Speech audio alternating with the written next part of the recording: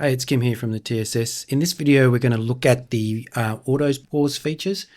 I've got my time slip selected here, and I'm going to press simulate. So here we are on the simulation screen.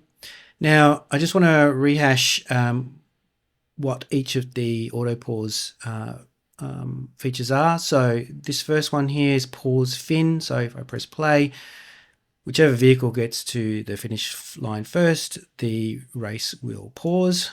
So pause, resume. So let's look at another option, off. So now it isn't going to pause at all. It's going to just go straight through to the finish line. So just go straight through. And then the next option is pause left. So what happens here is that whenever the vehicle in the left lane reaches each of the major increments along the track, 60, 330, the mile an hour cone, 660 for eighth mile, 1000, the mile an hour cone on the quarter mile, and then 1320, the race will automatically pause. So let's just run through that. Pressing play. So we pause there. Resume, so we're going to pause at 330, resume at the mile an hour cone, and then at the finish line. And we can do the same with the right lane. So let's go to switch. So I've changed it to pause in the right lane. I'm going to change the camera angle over to the right lane. So change lanes there. And let's turn the mirror on, for example. So now when we get to the 60, it'll pause. Pause. So we can have a look over at our opponent. And 330.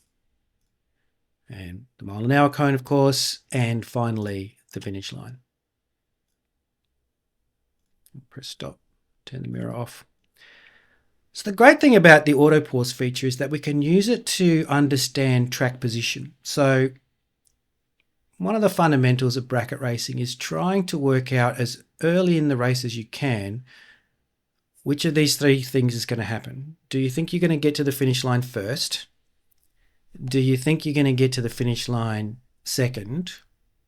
Or it's too close to call? So the earlier in the race that you know this, the quicker that you can make a decision about how you're going to play the finish line.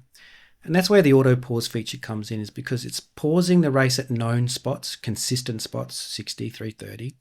The idea is that you can then use this feature in conjunction with the some of the other advanced features like the track markers and the time slip generator to get a bit better feel for your track position as compared to your opponent. So if I mean, this is not a dead heat, this race. I think from memory, the left lane takes this by 5 thousandths. But let's just say this was a dead heat race, right? If we wanted to practice what it was like racing against a 470, 478 dragster in our 540 door car, then what we can do is use the TSS as a training tool. So I go hit play, get to the 60, probably not going to look over my shoulder at this time. Let's get a little bit further down the track. Okay, so here I am at 330, take a good look. Okay, so get a mental picture of where my opponent is. Okay, and press resume, and then at the mile an hour cone, get a picture of where they are, and then obviously we're at the finish line. So now you have an idea of where your opponent should be if the race is really close.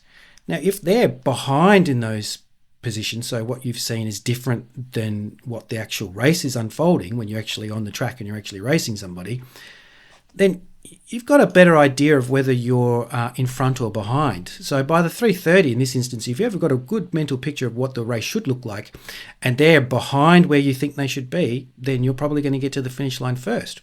That might change the way that you approach the finish line.